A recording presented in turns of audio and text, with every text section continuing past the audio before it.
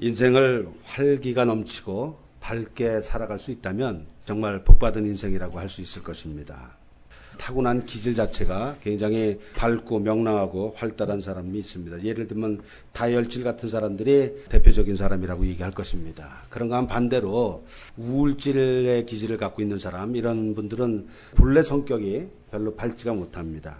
그러나 다혈질과 같이 천성적으로 아주 밝고 활달한 사람이라 할지라도 때로는 굉장히 의기소침해질 수 있고 때로는 모든 일에 의욕을 상실할 수도 있습니다.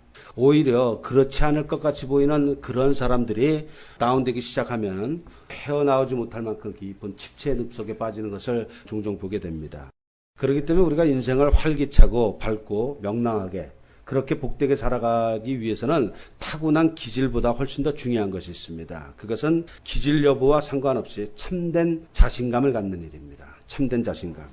저는 지금 단순히 자신감을 가져야 된다 이렇게 말씀드리는 것이 아니라 참된 자신감을 가져야 된다고 말씀을 드리고 있습니다. 왜 그러냐면 단순한 자신감과 참된 자신감은 같은 것이 결코 아니기 때문에 그렇습니다.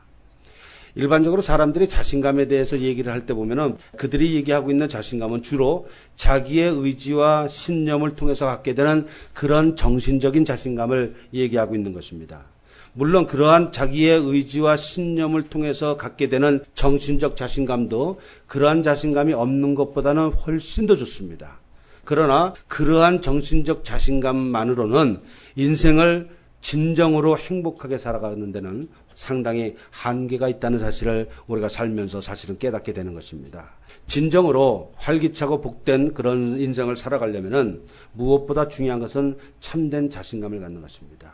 그럼 참된 자신감이라는 것은 무엇인가? 그것은 전능하신 하나님을 신뢰함으로 말미암아 우리의 영혼 가득히 하나님께서 부어주시는 그러한 영적 자신감, 이것을 진정한 자신감, 참된 자신감이라고 얘기할 수 있습니다. 일반적인 사람들이 얘기하는 것이 정신적인 자신감입니다. 하나님께서 저희들에게 주시는 이러한 참된 자신감은 영적인 것이다라는 것입니다.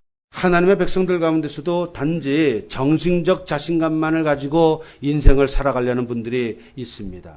혹은 영적 자신감을 잃어버리고는 다시 회복하지 못한 채 한 번밖에 없는 인생을 무의미하게 보내는 그런 하나님의 백성들도 적지 않은 것이 사실입니다. 그런 분들이 계시다면 진정한 영적 자신감이 무엇인지를 발견하게 되시기 바랍니다. 그리고 영적 자신감을 잊어버렸다면 그 잃어버린 영적 자신감이 다시 회복되는 그런 귀한 은혜를 받음으로 말미암아 여러분들의 남은 생애가 참으로 활기차고 복된 인생이 되시길 주의 이름으로 간절히 축원합니다. 오늘 본문에 나오는 모세, 이 모세는 애굽에서 400년 동안이나 노예처럼 살아왔던 그 이스라엘 민족을 구원하는 일에 하나님으로부터 크게 쓰임받은 이스라엘 역사상 가장 존경받는 민족의 영웅이요 또한 하나님의 종입니다. 오늘 본문은 모세가 이스라엘 민족을 향한 하나님의 뜻을 이루어드리는 위대한 도구로 부르심을 받고 있는 그런 내용을 기록하고 있습니다. 오늘 말씀 9절과 10절을 봅니다. 이제 이스라엘 자손의 부르짖음이 내게 달하고 애굽 사람이 그들을 괴롭게 하는 학대도 내가 보았으니 이제 내가 너를 바로에게 보내어 너로 내 백성 이스라엘 자손을 애굽에서 인도하여 내게 하리라. 자, 그런데 사실 고통받고 있는 이스라엘 민족을 애굽으로부터 구원해 내고자 하는 것은 바로 모세의 오랜 꿈이었고 간절한 소원이었던 것을 우리가 생각을 할 필요가 있습니다. 모세는 지금 이렇게 하나님의 부르심을 받기 40년 전에 애굽 사람에게 고통받고 있는 자기의 동족 이스라엘 백성을 구원하려고 하다가 그만 사람을 죽이고 맙니다. 그래서 자기의 뜻을 이루지 못하고 미디안 광야로 도망친 적이 있었습니다. 다시 말씀드리면 모세에게는 자기 이스라엘 백성들을 구원하고자 하는 그 소원이 분명히 있었다는 것입니다. 그러니까 오늘 하나님께서 나타나서 모세를 부르고 있는 이 부르심이라는 것은 모세의 간절한 소원이 응답되고 있는 것입니다. 그러면 모세는 응당 뭐라고 얘기해야 되냐면 하나님 감사합니다. 내가 해야 될 것이 무엇입니까? 이렇게 즉각적으로 감사함으로 하나님의 부르심에 순종해야 되는데 오늘 본문 말씀뿐만 아니라 출애굽기 4장을 쭉 읽어가다 보면은 하나님께서는 계속 부르시는데 모세는 한사코 거절하고 사양하는 내용이 계속 나오게 됩니다. 왜 그럴까요? 한마디로 모세는 자신감을 잃어버렸기 때문에 그런 것입니다. 자신이 없다는 것입니다. 자신감을 잃어버린 모세가 하나님의 부르심에 뭐라고 말하면서 거절하는가를 한번 같이 보십시다. 11절입니다. 모세가 하나님께 구하되 내가 누구간데 바로에게 가며 이스라엘 자손을 애굽에서 인도하여 내리까. 모세 이 말은 이런 것입니다. 하나님께서 지금 저보고 애굽에 가서 그 이스라엘 백성들을 구원해 내라고 얘기하는데, 하나님, 저는 이런 일을 감당할 능력이 전혀 없습니다. 저에게는 아무런 힘도 없습니다. 감당할 수 없습니다. 지금 모세가 이런 말을 하고 있는 것입니다. 여러분, 모세가 지금 이렇게 얘기하는 것은 일반적인 시각으로 보게 되면 전혀 무리가 아닙니다. 아마 평소에 믿음이 제법 있다고 하는 분들도 모세의 처지라면 하나님께서 이렇게 부르셨을 때 모세와 똑같이 그렇게 말하기 쉬울 것입니다. 하나님, 나는 못합니다. 이렇게 얘기할 거예요. 왜 그런가? 지금 모세 나이는 80입니다. 80. 80살이에요. 결코 적은 나이가 아니죠. 모세 나이 80이죠. 그리고 그가 젊었을 때는 애굽의 왕자였기 때문에 나름대로의 힘과 권력이 있었어요. 자기를 따르는 군사들도 있었고 자관 힘이 있었던 것입니다. 그런데 지금은 나이 80이죠. 그리고 왕자도 아닙니다. 40년 전에 애굽 사람 한 사람을 죽이는 바람에 도망다친 자가 돼서 미디안 광야에서 양을 치면서 살아왔던 것입니다. 40년 동안.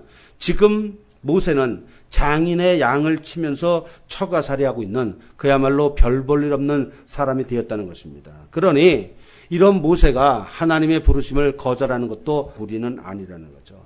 한때는 모세가 정말 애굽에서 고생하는 이스라엘 백성들을 구원하고자 하는 그런 원대한 꿈을 가졌던 사람입니다. 그러나 지금 모세는 자기에게는 아무런 힘과 능력이 없음을 절실히 깨닫고 있는 것입니다. 그래서 자신감을 다 잃어버렸어요. 예전에 가졌던 그 원대한 꿈도 다 접고 말았습니다.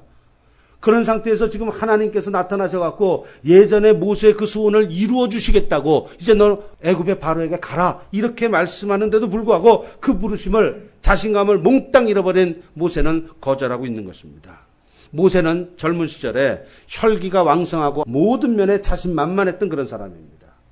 인간의 눈으로 보게 되면 모세가 젊은 시절에 그렇게 자신만만한 것은 어떻게 보면 지극히 당연한 것입니다. 모세는 충분히 그럴 만한 사람이었어요.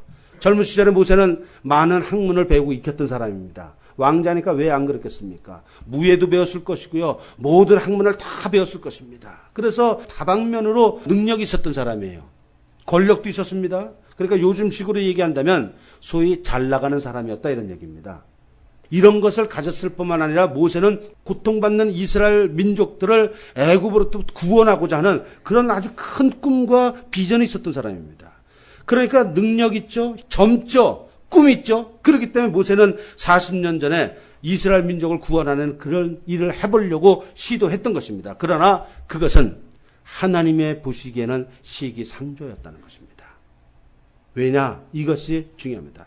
왜 그러냐면 하나님께서는 그때까지만 해도 모세가 하나님의 위대한 일을 감당할 만한 그릇으로 아직 준비되지 않았다 이렇게 보셨기 때문인 것입니다. 여러분, 중요한 것은 남들이 여러분들을 어떻게 평가하는가 하는 것이 아닙니다.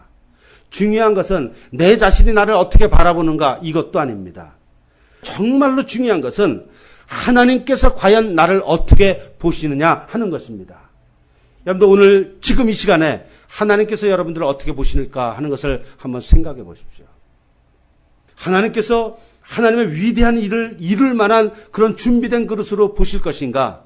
아니면 너 아직도 멀었다라고 보실 것인가? 하나님의 시각으로 여러분들을 냉정하게 판단해 보시기 바랍니다. 많은 분들이 하나님께서 나를 어떻게 보실까에 별로 관심을 두지 아니하고 남들의 평가에 굉장히 귀를 기울입니다. 또는 자신이 자기를 바라보는 그 평가를 가지고 인생을 살아가려고 합니다. 그렇기 때문에 많은 실패와 좌절을 경험하는 것입니다. 젊은 시절 모세는 자신감이 넘쳤던 사람입니다. 그러나 모세가 지녔던 그런 자신감이라는 것은 단지 자신이 가지고 있던 외적 환경들에 의한 정신적 자신감에 불과했다는 사실을 놓쳐서는 안 되는 것입니다. 그러한 정신적 자신감 가지고는 결코 하나님의 위대한 사역을 감당할 수 없음을 모세 자신부터가 알지 못했다는 것입니다. 그가 알지 못했고 마음만 있고 자기가 생각할 때 자기는 능력이 있다고 생각했기 때문에 그 일을 시도했던 것입니다. 그러나 하나님은 너 아니야 라고 얘기했던 거죠. 그래서 도망자 신사가 돼서 40년을 지냈던 것입니다. 자, 그러면 여기서 우리는 젊은 시절에 모세가 꿈꾸었던 고통받고 있는 자기 동족 이스라엘 백성들을 구원하고자 했던 그 비전은 잘못된 것인가 하는 것을 물어보게 됩니다. 물론 잘못되지 않은 것입니다. 모세가 꿈꿨던 그 비전은 하나님께서 하나님의 기뻐하시는 뜻을 이루기 위해서 모세에게 주셨던 꿈과 비전이었던 것입니다. 여러분, 하나님은 하나님의 백성들에게 거룩한 소원을 주십니다. 그 거룩한 소원을 주심으로써 하나님이 기뻐하시는 그 뜻을 이루어 가십니다. 만일 여러분들이 하나님의 뜻과 하나님의 영광을 위하여 꿈꾸었던 그런 거룩한 비전이 있다면 그것은 하나님으로부터 주어졌다는 사실을 믿으시기 바랍니다. 꿈이라 할지라도 하나님으로부터 말미암은 것이 있고 그저 내가 가진 것이 있습니다. 제가 오늘 일부 예배 때 우리 학생들과 예배를 드리면서 우리 일부 예배 때 드린 학생들 중에는 변호사가 되고자 하는 꿈을 가진 아이도 있고 교사가 되고자 하는 꿈을 가진 아이도 있습니다. 그래서 그들에게 이런 얘기를 했습니다. 예를 들어서 변호사가 되고자 하더라도요. 변호사가 되면 돈 잘 번다더라. 변호사가 되면은 괜찮지. 이런 생각에서 그 꿈을 가졌다면 그것은 하나님과는 상관없는 꿈입니다. 그러나 변호사가 되어서 고통받는 많은 사람들, 억울한 죄수들을 도와줌으로써 그들에게 하나님의 영광을 나타내고 그것을 통해서 내 안에 있는 하나님의 생명을 전하고 싶다. 그래서 자기가 변호사가 되기를 원했다면 그 꿈은 하나님으로부터 말미암은 꿈이라는 것입니다. 여러분들의 경우로 얘기한다면 비즈니스가 그런 것입니다. 내가 이런 사업을 해서 돈 많이 벌어서 내가 잘 먹고 잘 살겠다. 단순히 그거라면 그것은 하나님과는 전혀 상관이 없는 꿈입니다. 그래서 하나님이 주신 비전도 아니요 하나님이 주신 꿈도 아닙니다. 그냥 여러분들이 개인적으로 가지고 있는 그런 바람인 것입니다. 그러나 여러분들이 비즈니스를 하더라도 내가 이 비즈니스를 통해서 하나님의 기뻐하시는 일을 이루겠다. 예를 들면 한 달에 20불이면 한 사람이 한 달치 식량이 되고도 남는 그런 나라가 지구상에는 세고 셌습니다. 한 달에 10불만 있어도 한 달을 살아갈 수 있는 사람들도 굉장히 많아요. 예를 들면 한 내 매출액의 1%를 그들을 위해서 구제 헌금으로 보내겠습니다. 하나님 나의 기업을 축복하여 주시옵소서. 손님이 많이 오는 업종 같으면 내가 한 사람 들어올 때마다 코로 하나씩 띄워놓겠습니다. 그래서 이 모은 것 가지고 굶주린 북한의 동포들, 굶주린 많은 아프리카에 있는 영혼들 그들에게 먹이는데 내가 하나님 쓰고 싶습니다. 하나님 나의 사업을 축복하여 주시옵소서. 사업을 하더라도 그와 같은 꿈과 소원을 가지고 나간다면 그 사업의 확장은 하나님께서 주신 꿈이라는 것입니다. 제가 뭐 말씀드린지 충분히 이해가 되리라고 믿습니다. 어떤 직종에 종사하든 하나님으로부터 말미암은 거룩하고 위대한 꿈이 있게 되기를 주의 이름으로 간절히 축원합니다. 이 점이 굉장히 중요한 것입니다. 세상 사람들과 똑같은 가치관으로 살아간다면 저와 여러분들은 하나님의 자녀라고 일컬음을 받기는 뭔가 미흡할 수 있습니다. 만일 여러분들이 하나님의 영광과 하나님의 뜻을 위해서 꿈꿨던 그러한 비전이 있다면 그것은 틀림없이 하나님께서 주신 것이라는 사실을 분명히 믿으시기 바랍니다. 빌립보서 2장 13절과 14절은 이렇게 얘기합니다. 너희 안에서 행하시는 이는 하나님이시니 자기의 기쁘신 뜻을 위하여 너희로 소원을 두고 행하게 하시나니 모든 일을 원망과 시비가 없이 하라. 저와 여러분들 어릴 때부터 다 꿈이 있지 않습니까? 저도 어릴 때부터 가졌던 꿈이 있습니다. 그 소원을 하나님이 주셨다는 것입니다. 왜 주셨냐면 하나님의 기뻐하시는 뜻을 이루기 위해서 나에게 그런 꿈을 주셨다는 것입니다. 이것을 비전이라고 얘기합니다. 그리스도 예수의 사람으로서 비전이 없다는 것은 좋게 얘기해도 굉장히 부끄러운 것입니다. 비전이 없이 살아간다면 살아가는 목적을 상실한 채 살아가는 것입니다. 예수 그리스도로 말미암은 비전이 있게 되기를 축원합니다. 여러분들이 어떤 직종에 종사하느냐 그런 것은 전혀 중요한 것이 아닙니다. 어떤 직업에 종사하든 자기가 지금 하고 있는 일을 통해서 하나님의 기뻐하시는 뜻을 이루는 것이 여러분들의 소원이 되기를 간절히 축원합니다. 이 꿈을 가지셔야 됩니다. 그렇게 해서 비즈니스를 하고자 하는 사람은 하나님께서 그 비즈니스를 축복하시는 것입니다. 여러분들의 가정이 정말 하나님의 영광을 나타내는 그런 가정이 되기를 원하는 분이라면 여러분들의 가정이 어려움을 겪었다면 하나님께서 회복시켜 주실 것입니다. 그런 비즈니스가 지금 침체돼서 부도 직전이라면 하나님께서 하나님의 방법으로 그 기업을 세워주시는 것입니다. 이 일을 위해서 지혜가 필요하면 하나님은 지혜를 주시는 것입니다. 이 일을 위해서 정말 좋은 사람을 만나야 된다면 하나님께서 만남의 축복을 그에게 주시는 것입니다. 중요한 것은 나에게 그런 하나님의 기쁘신 뜻을 위한 그 소원이 내게 있느냐 하는 것입니다. 비전을 가지고 사십시오.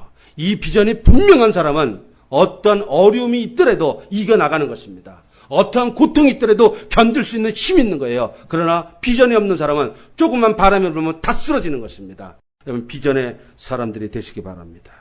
자, 그런데 오늘 빌립보서 2장 13절과 14절 말씀에 많은 분들이 소홀히 지나가는 매우 중요한 말씀이 있습니다. 그 뒤를 보게 되면 모든 일을 원망과 시비가 없이 하라 하는 말씀이 있습니다. 하나님께서 우리에게 소원을 두셔서 하나님의 기뻐하시는 일을 행하도록 해나가는데 중요한 것은 모든 일을 행하는 데 있어서 원망과 시비가 없이 하라는 거예요. 이것이 얼마나 어려운지 모릅니다. 젊은 시절의 모세를 보십시오. 그는 많은 장점들을 두루두루 갖춘 사람이었습니다. 그는 정말 잘 나가는 사람이었어요. 많은 것을 알았습니다. 많은 능력이 있었어요. 힘과 권력이 있었어요. 그럼에도 불구하고 모세는 자기가 가지고 있는 좋은 장점들을 하나님의 영광을 나타내는데 쓰기에는 뭔가 굉장히 부족한 점이 있었다는 것입니다. 모세의 부족함이 무엇이었을까요? 안 갖춘 것이 없이 두루두루 능력 있는 사람이었거든요. 그것은 모세의 변화되지 않는 인격이었던 것입니다. 겸손하지 못하고 절제할 줄 몰랐던 것입니다. 겸손함과 절제, 이 점에 있어서 모세가 변화되지 못한다면 그는 훌륭한 자질과 능력을 갖췄음에도 불구하고 그가 행하는 일에는 반드시 원망과 시비가 일게 되어 있는 것입니다. 모세의 꿈, 모세가 가진 이 비전은 분명히 하나님으로부터 주어진 것이지만 젊은 시절 모세가 가진 자신감은 하나님으로 말미암은 영적 자신감이 아니라 단지 인간적인 자신감에 불과했다는 것을 우리가 보게 되는 것입니다. 이런 많은 하나님의 사람들이 거룩한 꿈과 비전을 가지고 있음에도 불구하고 또한 다른 사람들에게는 없는 좋은 장점들을 비교적 많이 갖고 있음에도 불구하고 하나님께 귀하게 쓰임받지 못하는 분들이 종종 있습니다. 거의 대부분, 어쩌면 100%라고 얘기할 수 있을 것입니다. 변화되지 않은 인격 때문에 그렇습니다. 변화되지 못한 인격. 그 중에 가장 중요한 것은 겸손입니다. 겸손하지 않으면, 예수 그리스도의 성품인 겸손한 인격을 갖추지 않았으면 그가 많은 능력이 있으면 있을수록 그가 일을 해나가면 원망과 시비가 일게 되어 있는 것입니다. 능력이 아무리 많더라도, 아무리 자질이 뛰어나더라도 변화되지 못한 인격을 가지고 있다면 하나님의 쓰시기에는 아직 멀은 것입니다. 그 중에 중요한 요소가 겸손이요, 절제요, 온유라는 사실을 여러분들 기억하셔야 됩니다. 좋은 자질을 가지고도, 좋은 능력을 가지고도, 그리고 꿈과 비전을 분명히 가졌음에도 불구하고 하나님께 쓰임받지 못하는 사람은 그 변화되지 않는 인격 때문이라는 것을 우리는 알아야 됩니다. 그래서 하나님께서는 그런 하나님의 사람들에게 모세 광야 40년과 같은 고통스러운 연단의 세월을 허락하십니다. 이러한 연단의 세월, 이런 광야의 세월을 저는 광야 신학교라고 얘기합니다. 하나님의 광야 신학교. 교회에서 성경을 배우는 거 나쁘지 않습니다. 신학대학에서 공부하는 거 결코 나쁘지 않습니다. 그러나 신학대학이나 교회에서 성경 공부한 거 이런 것보다도 더 중요한 것은 하나님의 광야 신학교를 졸업하는 일입니다. 그것이 훨씬 중요한 것입니다. 다른 스킬, 다른 능력을 아무리 가졌더라도 하나님의 광야 신학교를 졸업하지 않은 사람은 하나님의 일은 절대로 감당하지 못하는 것입니다. 여러분, 세상에서 위대한 일을 한 모든 사람들은 한결같이 하나님의 광야 신학교를 졸업한 사람들이라는 사실을 기억하시기 바랍니다. 모세는 미디안 광야 신학교를 나왔습니다. 미디안이 그의 광야 신학교였어요. 엘리야는 호렙산에서, 에스겔은 그발에서, 사도 바울은 아라비아에서, 그리고 요한은 반모섬에서 그 광야 신학교 과정을 통과했던 것입니다. 그 광야 신학교 광야 생활은 철저히 혼자 있는 시간입니다. 아니, 좀 더 정확하게 얘기하면 하나님과 자기 자신만이 있는 그런 시간입니다. 하나님의 광야 신학교에서 첫 번째 배우는 것이 뭐냐면 처절한 외로움의 시간을 통해서 오직 하나님만을 의지하는 것을 배우게 됩니다.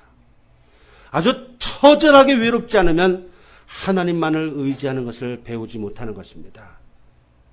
그래서 특별히 하나님의 위대한 일에 쓰임받는 사람들은 한결같이 처절하게 외로운 시간들을 보낸 경험들이 다 있는 사람들입니다. 또 이 광야 신학교 과정의 굉장히 중요한 커리큘럼은 뭐냐면 철저히 낮아지는 것입니다. 철저히 낮아지는 것을 통해서 무엇을 하나님이 가르치실까요? 겸손이 무엇인가를 가르칩니다. 그리고 절제를 배우게 됩니다. 낮아지지 않으면 사람은 겸손을 배우지 못합니다. 그래서 하나님은 그 꿈과 소원이 자기의 비전으로 되어 있는 그런 사람들에게 철저히 외롭게, 철저히 낮아지게 훈련을 시키세요. 이런 과정은 다른 말로 얘기하면은 광야 신학교에 입학하기 전에 가지고 있었던 모든 정신적 자신감을 송두리 채뿌리 뽑는 시간이라는 것입니다.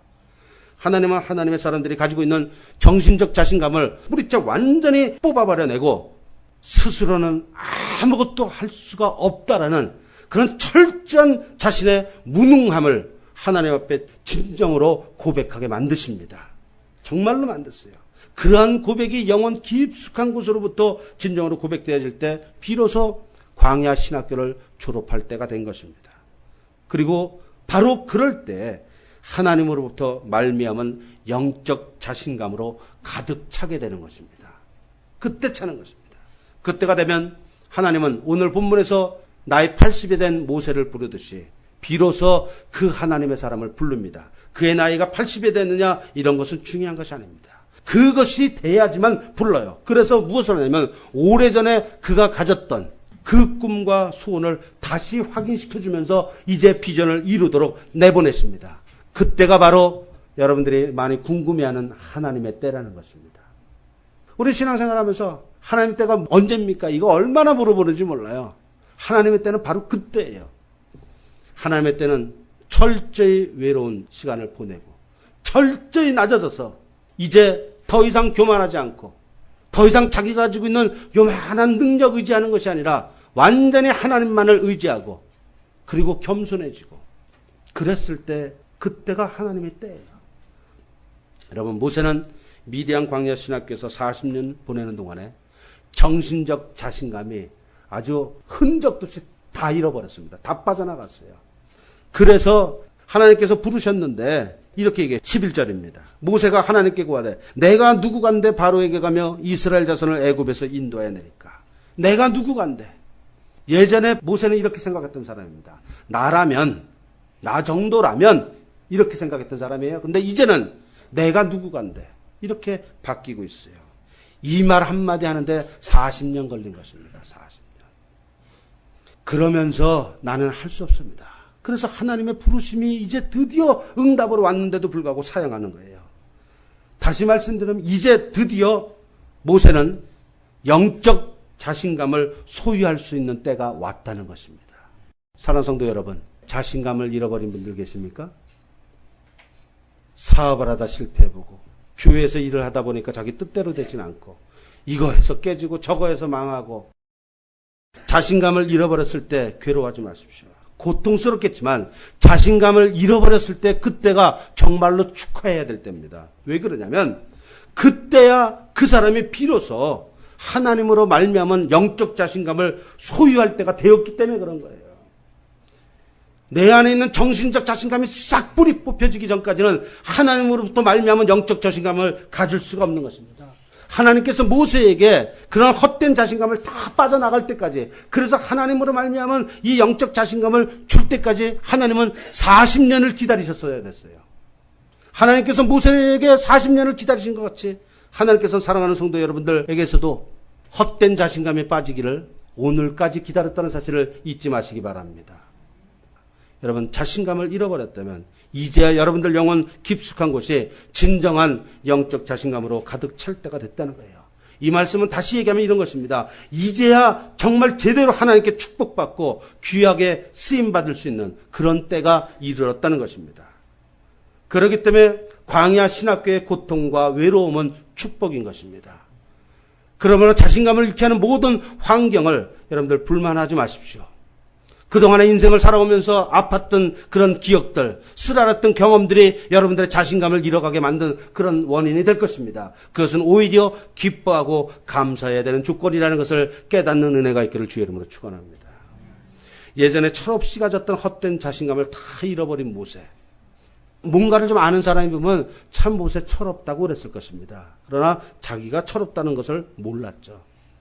모세가 자기가 얼마나 철없는 사람이었는가 40년 광야 신학교 다니면서 이제 알게 된 것입니다.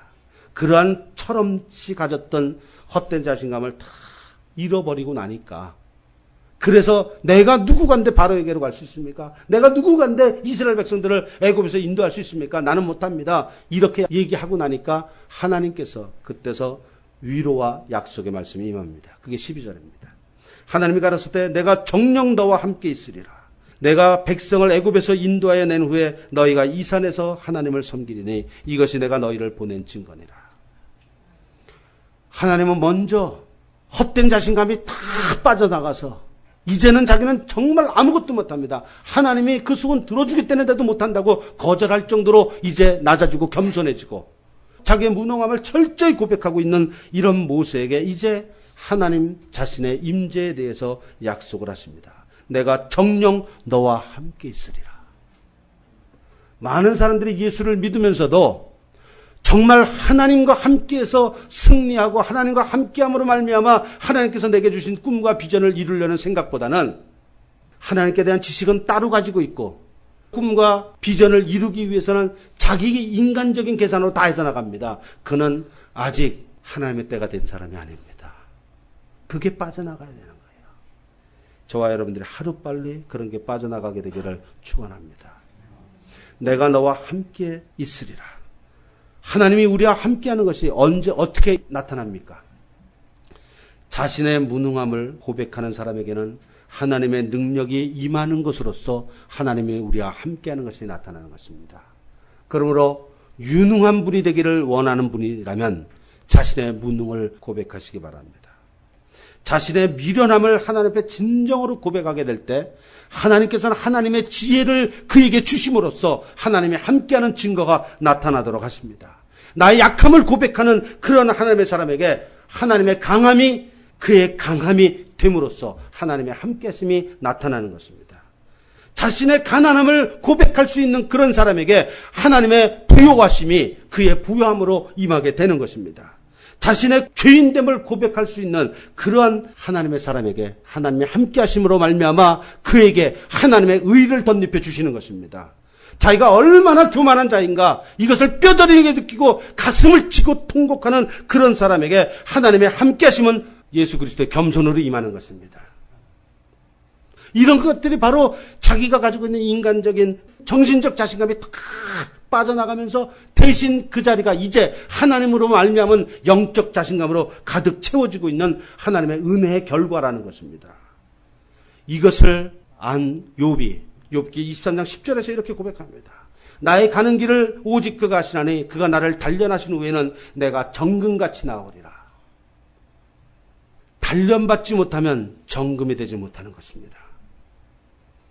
모세가 매우 탁월한 자질과 능력을 가졌던 그리고 여건도 좋았던 그런 사람이었지만 아무 일도 못했던 것입니다.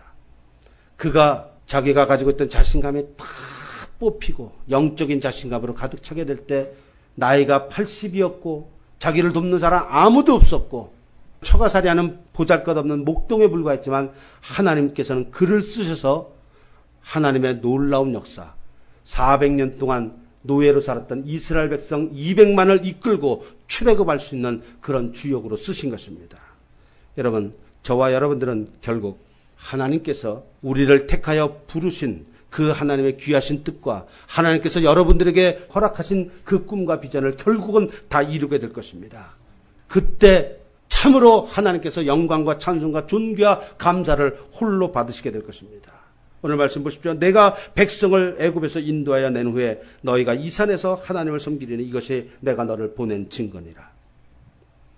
여러분들이 어떤 직업에 종사하든지 간에 상관없이 영적 자신감으로 가득 차서 하나님께서 여러분들에게 주신 꿈과 소원을 이루기 위해서 열심히 달려가게 될 때 여러분들의 삶을 통해서 만나게 되는 주변의 많은 사람들이 여러분들로 인하여 하나님을 섬기는 역사가 나타나게 될 것입니다. 그것이 저와 여러분들을 하나님께서 많은 사람 가운데 택하셔서 그 꿈을 주신 그러한 것이 된다는 것입니다. 그날이 지금 광야 신학교를 다니고 있는 분들에겐 가까이 왔음을 믿으시고 기대하시기 바랍니다. 하나님으로 말미암은 진정한 자신감을 회복하십시오. 그래서 그 회복의 은혜가 사랑하는 성도 여러분들 한 사람 한 사람 머리 위에, 그리고 여러분들의 소중한 가정과 일터 위에, 그리고 우리 교회 위에 충만하게 임해서 남은 생에 활기차고 꿈을 이뤄가며 하나님께 영광을 돌리는 그런 삶이 되시기를 주의 이름으로 간절히 축원합니다. 기도하겠습니다.